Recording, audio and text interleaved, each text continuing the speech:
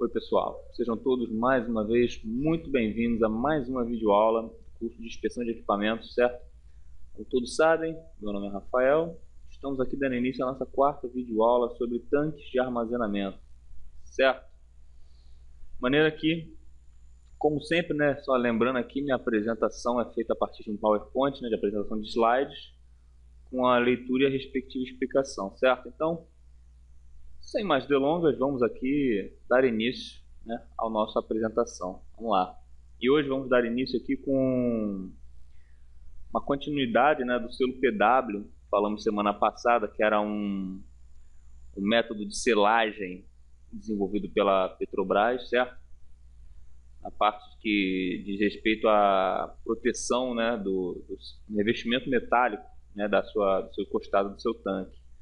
Certo? E aqui, ó, nós temos aqui um esquema, uma ilustração aqui de uma montagem, né, de um selo de vedação, ó, aquela chapa curva que nós havíamos dito, certo? Ela é parafusada no corpo, né, do costado, certo?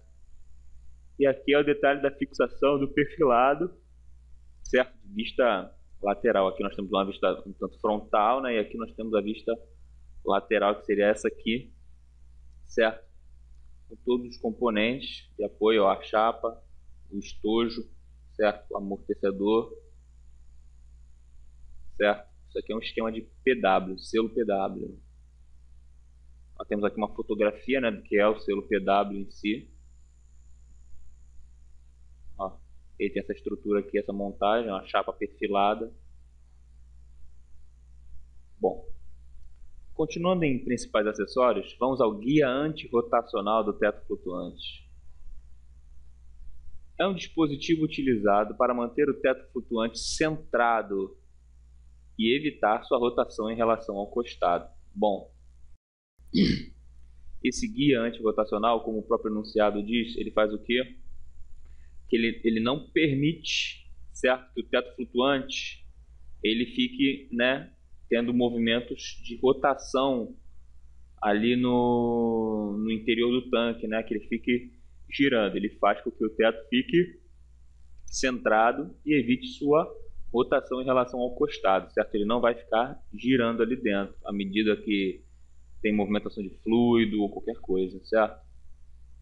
Deve haver um único dispositivo, qualquer que seja o tipo de diâmetro do teto flutuante, capaz de suportar as cargas laterais impostas pela escada de acesso ao teto, a ação do vento, etc. Ou seja, é um dispositivo de esforço mecânico, como todos já puderam perceber, né? E ele, independente do tamanho do seu teto flutuante, ele tem que ser o quê? Firme, rígido o suficiente para que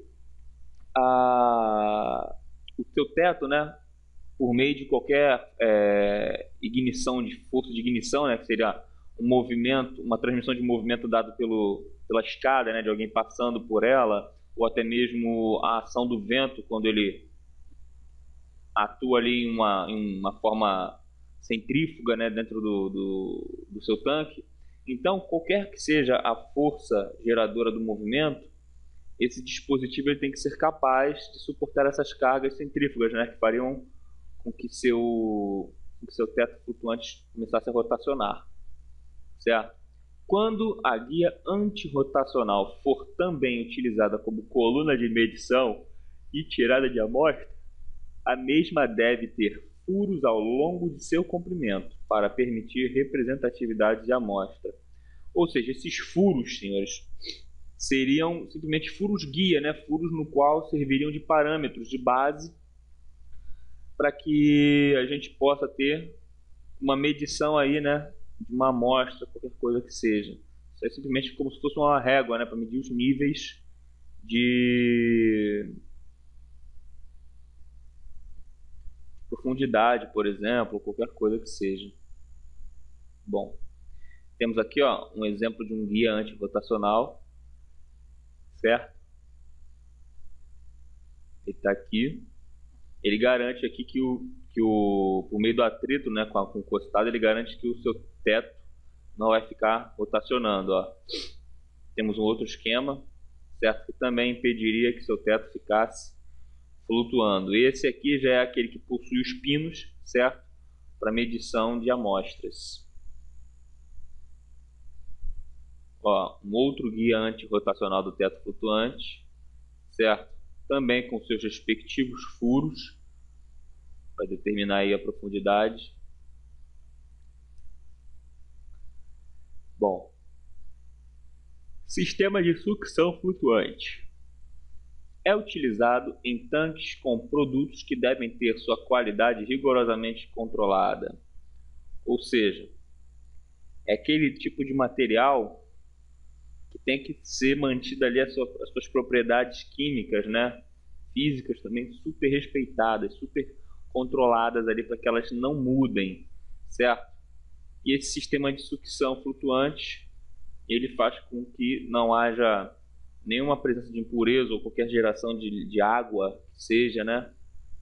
Normalmente emprega-se dispositivos ligados ao bocal de sucção do tanque, a fim de permitir a retirada do produto na sua própria superfície, certo? Então, ele fica sempre ligado ali, senhores, próximo ao bocal de sucção do tanque, certo? Tem a finalidade ali de permitir o quê?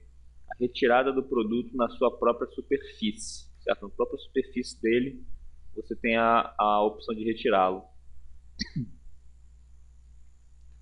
Sistema de aquecimento. É utilizado para aumentar a fluidez de alguns produtos sujeitos ao aumento excessivo da viscosidade ou até mesmo a solidificação em temperatura ambiente.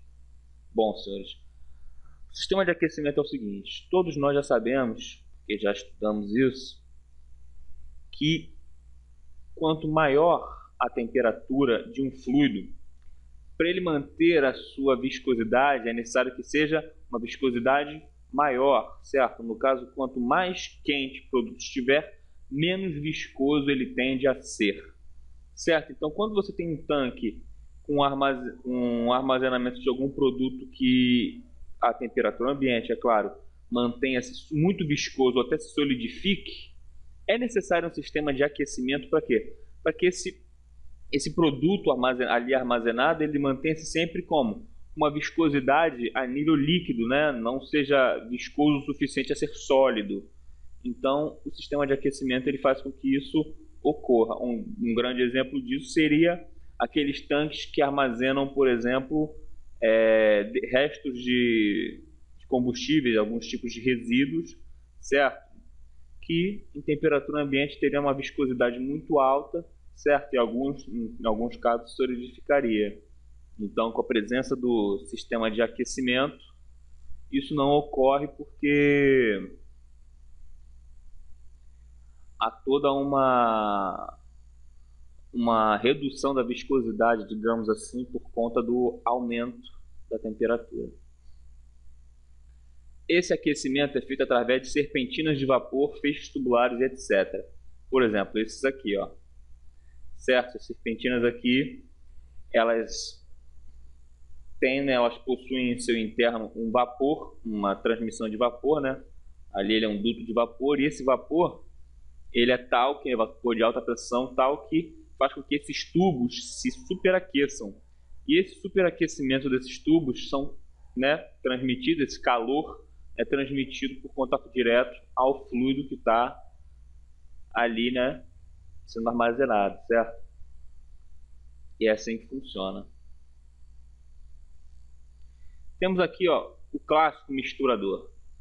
Ele tem por finalidade movimentar o produto a fim de homogeneizar a temperatura em fluidos aquecidos e a composição em misturas. Bom, tá, o misturador, então já vimos que ele tem aqui basicamente duas funções. A primeira, homogeneizar a temperatura em fluidos aquecidos. Bom, como assim? Às vezes, senhores, um produto oriundo de uma mistura, como ele possui propriedades diferentes, viscosidades diferentes, ele obviamente vai responder a uma temperatura X de formas diferentes, certo? Ele vai,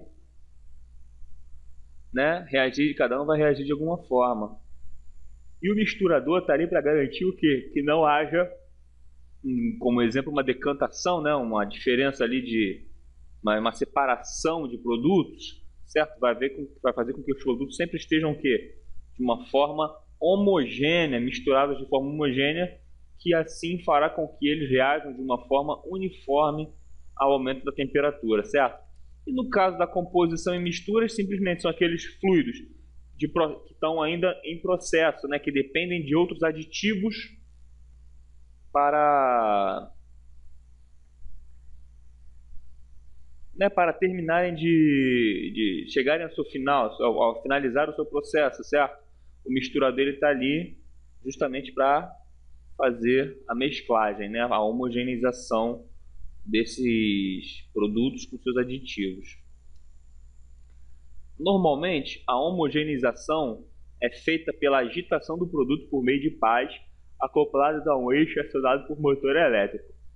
Produtos de baixa viscosidade, como por exemplo gasolina, querosene e óleo diesel.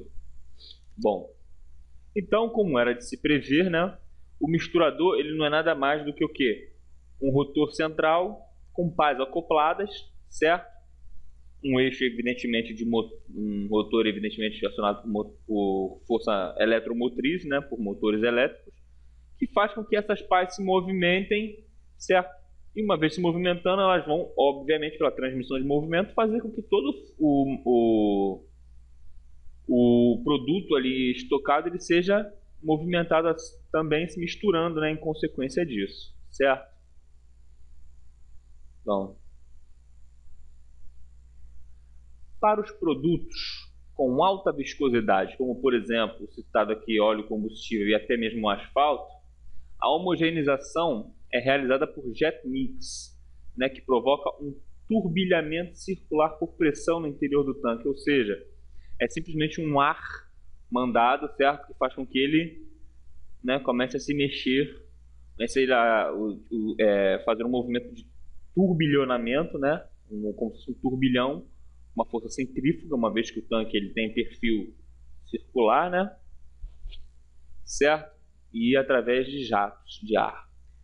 Funciona a partir da sucção de uma bomba específica com retorno por uma tubulação de descarga ao próprio tanque, ou seja, como se fosse, como tendo o próprio material, né, como seu próprio combustível, né, no caso, como se fosse a injeção de um ar, como eu já disse anteriormente, como se fosse uma injeção de um ar, sendo que ao invés de você sugar ar do ambiente externo e jogar ali dentro que poderia contaminar o produto, é simplesmente uma bomba, certo, de captação e remanejamento.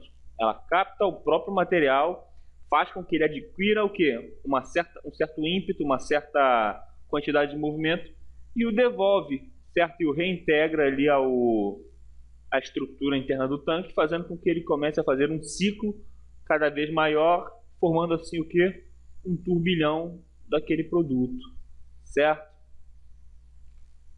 Bom, temos aqui um agitador, ó. Como já disse, ó, parece uma hélice de navio, né?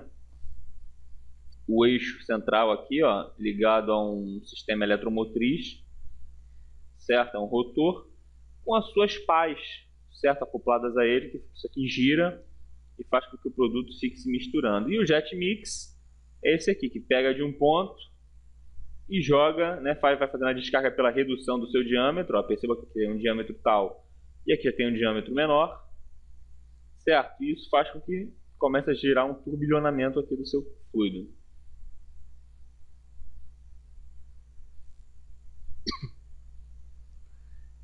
Bom, temos aqui agora o isolamento térmico. Sua finalidade é diminuir a perda de calor nos tanques de produtos aquecidos ou resfriados. Naturalmente, senhores, todos nós já estudamos qual é a função de um isolante térmico, certo? O isolante térmico, ele simplesmente tem a finalidade de isolar a temperatura, né? Seja impedir que o meio externo afete o produto interno, assim como evita que a temperatura tal obtida pelo produto interno seja cedida ao ambiente externo. Normalmente, em função do alto custo do investimento e da manutenção, poucos são os tanques isolados.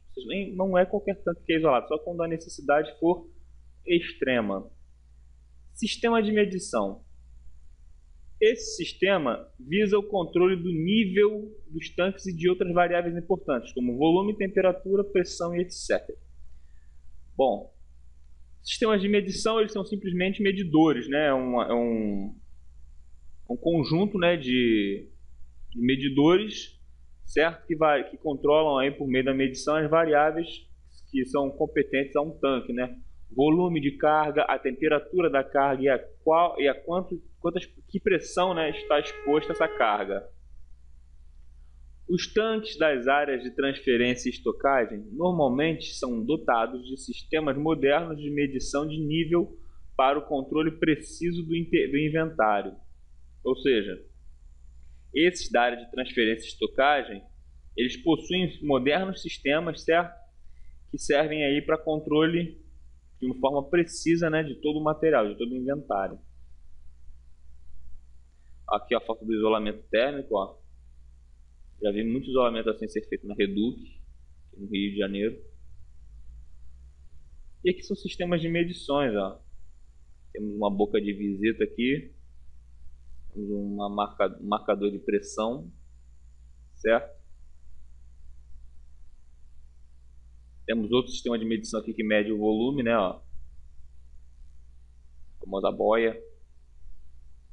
Temos uma que serve da seguinte forma: temos uma escala graduada, certo? A nossa boia aqui, ó, acoplada, e à medida que essa medida sobe, certo? A medida aqui também sobe, ao contrário, né? À medida que isso aqui desce, isso aqui também vai descer, certo?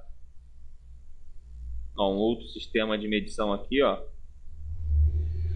certo? É uma medição por meio de emissão acústica, né? O quanto bateu, como se fosse um esquema de ultrassom, né? O que já vimos aqui em outras videoaulas.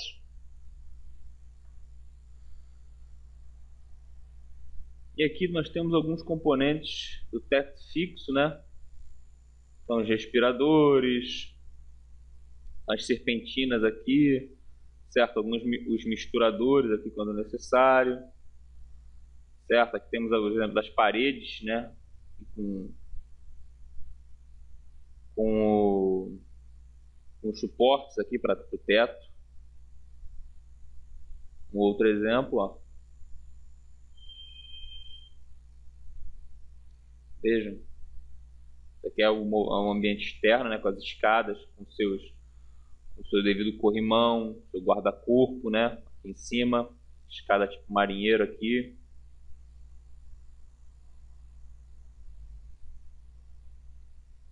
Bom, aí aqui nós temos o que? Aqui nós temos a lista, né,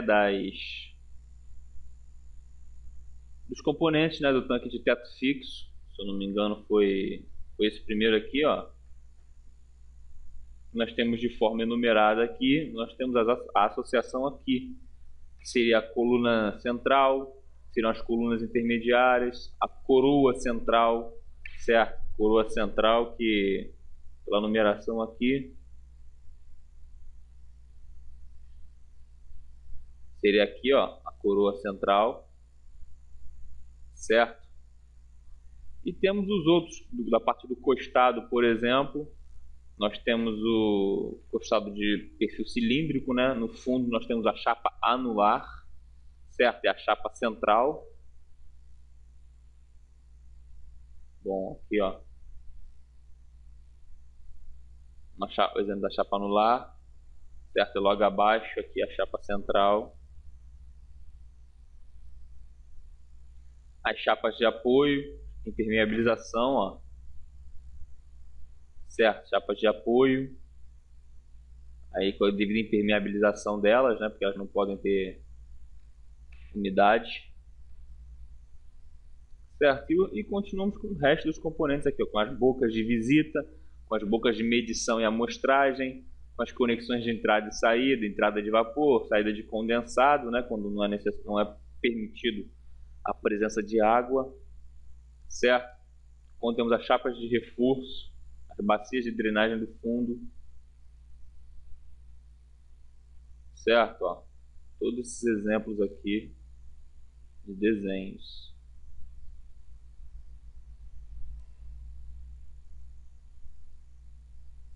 Esses aqui são exemplos agora do teto flutuante, né? Que no 1.1 aqui, ó, onde está, um momentinho, aqui 1.1. Esse seria o exemplo de um teto flutuante simples, certo? Ao passo que depois temos aqui um exemplo de teto flutuante duplo e com flutuador, né? Que são os tipos de teto flutuante. E com seus respectivos componentes, assim como temos no tanque de teto fixo. Bom, fabricação. Os tanques de armazenamento são normalmente fabricados em oficinas de caldeiraria pesada, ou seja, é uma caldeiraria bruta, né? Uma caldeiraria que é de larga escala, produz materiais de um peso excessivo, né? Um material de ampla dimensão, então isso é feito na caldeiraria pesada. A fabricação consiste na preparação adequada de chapas, perfis, estruturas, escadas, drenos, bocais e demais acessórios, ou seja, todos esses componentes macroscopicamente descritos aqui, certo? São itens que são indispensáveis na construção de um tanque, certo? Chapas são as próprias chapas do costado, né, que formam os anéis do costado. O perfil, os perfis, né, que são os perfis às vezes no qual se apoia um teto, ou até mesmo os perfis de acoplamento ali, né, de encaixe, solda. As estruturas são as estruturas de apoio, as estruturas do teto, as escadas, que são as escadas que dão acesso ao teto do tanque, o sistema de drenagem, certo, para drenar o excesso de condensado e etc. Bocais, que são as bocas de visita, de medição, entre outros acessórios, certo? Envolve operações de desempenho, traçagem e esquadrejamento, corte, abertura de chanfro, calandragem, usinagem, soldagem e endes, né, ensaios não destrutivos, além de tratamento térmico, ensaio de estanqueidade, controle dimensional e etc. Ou seja, para se fabricar um tanque é necessário todos esses itens, né, que seria o desempenho, por exemplo, das chapas de fundo, certo?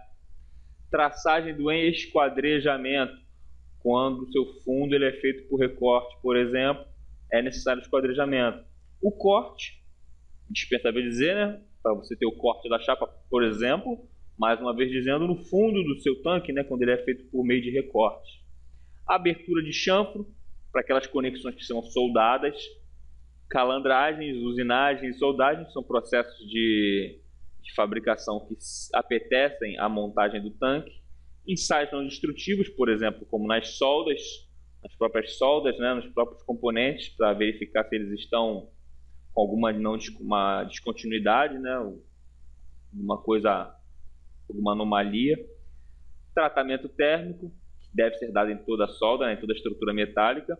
Ensaio de estanqueidade, para verificar o potencial estanque daquele tanque, o fim que se destina, e o controle dimensional, que diz respeito à inspeção para verificar se as dimensões do tanque estão de acordo com a norma, né? Com a norma prevista, com o projeto. Montagem do fundo, ó. Temos aqui o início da montagem, certo? Aqui estamos ainda nos anéis de concreto, ó. Estamos saindo da fundação e montando a base aqui por meio de anéis de concreto. E aqui já estamos na montagem do costado, né? A montagem dos anéis. Já houve o primeiro anel, segundo anel, terceiro anel, quarto anel. Está sendo feita a montagem aí do quinto e último anel, né? Para que haja posteriormente a isso a montagem do teto. Aqui já, por sua vez, a montagem de um teto flutuante, certo? Que a estrutura dele, o esqueleto, né? As vigas estão montadas dentro do tanque e logo em seguida elas são, né, chapeadas. E aqui, por fim, temos a montagem completa do seu tanque. Nessa altura aqui ele já está completamente montado, pronto para ser testado devidamente pelos endes, pela estanqueidade e pelo tratamento térmico. Ó, as escadas, né, seu guarda-corpo, seus suportes, ó. Ainda está em processo de montagem, né, o costado do seu tanque ainda foi encaixado. Bom, manutenção. A manutenção de tanques de armazenamento consiste principalmente na realização das seguintes tarefas. Quando você vai fazer a manutenção no tanque, quais são as tarefas que são cabíveis, né? Pertinentes? Limpeza interna, reparos na chaparia do fundo, costado e teto, reparos na pintura, reparos no isolamento térmico, reparos no sistema de selagem e no sistema de drenagem no caso de teto flutuante, e reparo nos bocais e acessórios, ou seja, um check-up completo, né? Você tem aqui a limpeza interna. É necessário que seja feita uma limpeza interna do seu tanque para remoção de resíduos, né? de impurezas que tenham ficado ali e que devem ser removidos. Reparos na chaparia do fundo, costado e teto. Chaparia do fundo, para algum defeito oriundo de um recalque, ou até mesmo devido à pressão que o fluido exerce sobre o tanque, né, e ele está sempre em contato com o mesmo, poderia sofrer com a corrosão. Certo? O costado, que é onde suporta, né, lateralmente aí toda a sua carga, e o teto, que está ali, mas também sofre ali às vezes com um meio corrosivo. Reparos no isolamento térmico. Quando o tanque tiver um isolamento térmico, você tem que fazer um reparo para que a sua estrutura isolante esteja ainda, certo, de acordo com o previsto. Reparo no sistema de selagem e no sistema de drenagem de teto flutuante. Sistema de selagem, como eu já disse, é aquele que está ali na periferia, né, do seu teto flutuante, fazendo com que não haja nem a saída do produto estocado e nem a entrada de ar ou até mesmo de água, né, para dentro do seu tanque. E reparo nos bocais e acessórios, que são as bocas de visita, certo? São todos aqueles acessórios que nós vimos de inspeção, de medição, certo? Até mesmo nos de segurança, que serão o caso dos guarda-corpos e das escadas, né? Que são os acessos. Bom, falemos agora de inspeção. Inspeção de fabricação, ou seja, durante a fabricação. O inspetor deverá ter livre acesso às oficinas do fabricante e fiscalizará a qualidade do material empregado, os processos e técnicas de fabricação, bem como a obediência às normas envolvidas. Ou seja, ele vai lá simplesmente para atestar, certo, que aquele material está seguindo os padrões internacionais de qualidade, certo, bem como os processos e as técnicas de fabricação empregadas para construir, né, tal equipamento, certo? E a inspeção na montagem também. O inspetor deverá ter livre acesso a qualquer local onde se realizem os trabalhos de montagem e fiscalizará também a qualidade do material empregado, certo? Os processos e técnicas de montagem, se estão dentro do previsto na norma, certo? Bem como a obediência às normas envolvidas e a realização de todos os testes de verificação. Ok? Ou seja, o inspetor está ali para ser responsável não só pelo material que é envolvido, se é aplicado, está dentro do previsto no procedimento, certo? No padrão. Ele está ali para verificar a forma na qual você monta o seu tanque, certo? E está ali também para verificar, né, acompanhar de perto todos os testes de qualidade que são envolvidos. São os ensaios não destrutivos, a inspeção de estanqueidade e também ali o seu tratamento térmico, certo? Bem como o controle dimensional também. Todos têm que estar dentro da norma. E agora na inspeção de operação, né, ela aborda basicamente os seguintes aspectos: verificação das condições físicas do equipamento e seus componentes de forma externa e interna. Ou seja, durante a operação é necessária a verificação das condições físicas do equipamento, das condições estruturais do seu equipamento, certo? Dos seus componentes. Tanto os que estão do lado de fora quanto os que estão internos. Por exemplo, nós temos que saber a condição do costado do lado de fora, pela ação até mesmo do tempo, né, a ação da erosão, e por dentro, que é a ação do próprio contato com o líquido, com o fluido armazenado.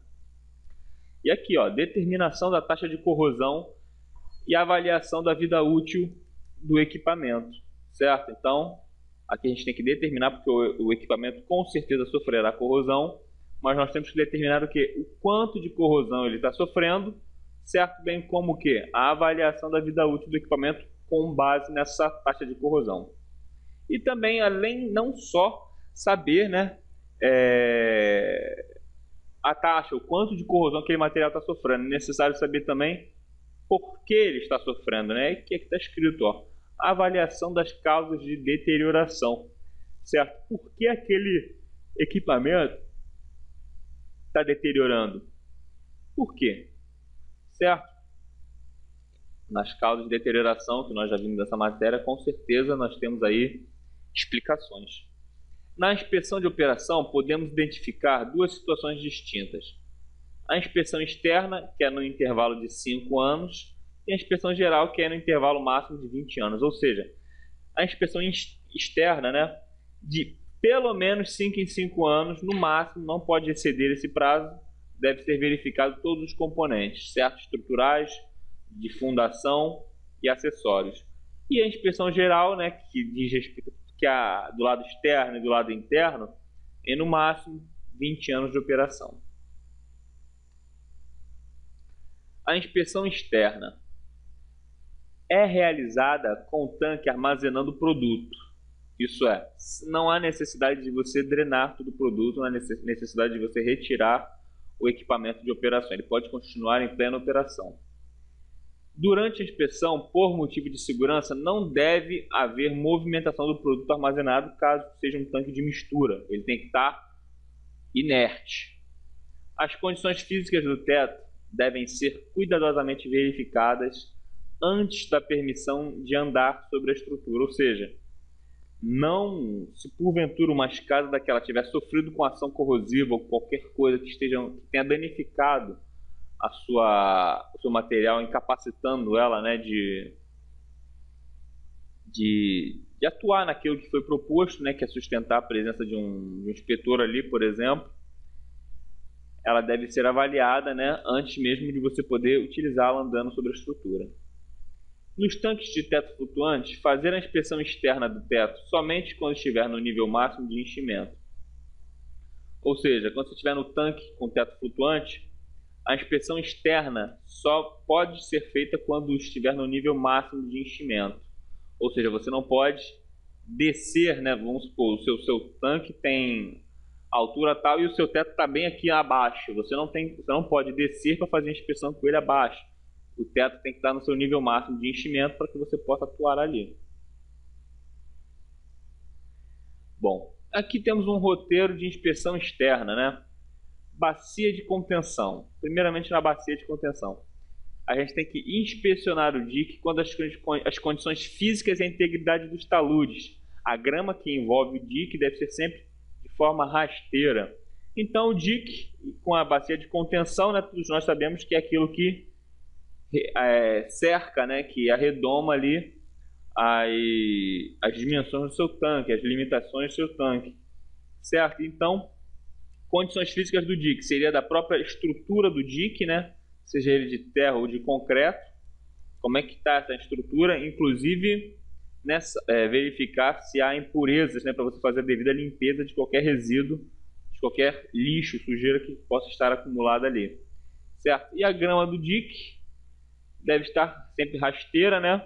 Aquela grama que cerca o próprio dique, ela tem que estar sempre bem rasteira, certo? E não esquecendo também de verificar a integridade dos taludes, né, que sustentam ali o nosso dique em relação ao tanque. Bom, inspecionar a bacia quanto ao acúmulo de sujeira, ó, como eu já lhes disse, ou areia de jateamento. Indícios de vazamento e suas condições físicas, ou seja, primeiramente, observar se na bacia de contenção tem algum fluido, né? Se tiver algum fluido, com certeza ele é proveniente de quê? De um vazamento. E esse vazamento deve ser verificado. Inspecionar o sistema de drenagem, né? Que é o sistema que faz a drenagem do material em caso de incêndio, né? Que faz com que esse material seja drenado do tanque para o caso de incêndio, para que ele não sofra que ele não se torne, né, que aquele material estocado não se torne um combustível. Canaletas, quanto ao acúmulo de detritos. Válvulas e grades, quanto à corrosão e emperramento. Ou seja, nas canaletas a gente tem que inspecionar se há o que? Acúmulo de detritos, certo? E nas válvulas e grades, quanto à corrosão e emperramento. nas adufas ou comportas com relação à verificação de corrosão e de emperramento. Verificar as condições físicas das plataformas sobre o dique, certo? Que são as plataformas para permanência humana, e sobre as linhas de entrada e saída dos acessos para veículos ao interior da bacia, para que esteja bem sinalizado, para que eles sigam a rota correta. Verificar as condições físicas dos eletrodutos, do sistema de iluminação, dos misturadores, da instrumentação eletrônica e dos atuadores das válvulas. Certo? Então todos esses acessórios, ó, são dos eletrodutos, né? São sistemas de iluminação do tanque, dos misturadores, né? Caso seja um tanque de misturação. Da instrumentação eletrônica, no caso seria o quê? Dos medidores e dos atuadores das válvulas ali, né? De drenagem, de sucção. Bom, senhores, com isso encerramos aqui mais uma videoaula, certo? Espero que todos tenham entendido bem esses componentes, tido uma noção melhor das partes que compõem o seu tanque, certo? E caso tenham dúvidas, assistam novamente e ou leiam a apostila. Mais, fiquem todos com Deus. Até a próxima videoaula. Tchau, tchau.